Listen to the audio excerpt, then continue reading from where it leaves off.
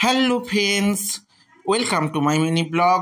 অধিকারী বাড়ির ফেরতি রথ। আমাদের বাড়িতে এই রিচুয়ালটা কিন্তু হয়েই এসছে। তো ফেরতি রথের দিন আমি তো রথের ব্লগ দিয়েইছিলাম, তোমাদের সঙ্গে শেয়ার করেছি।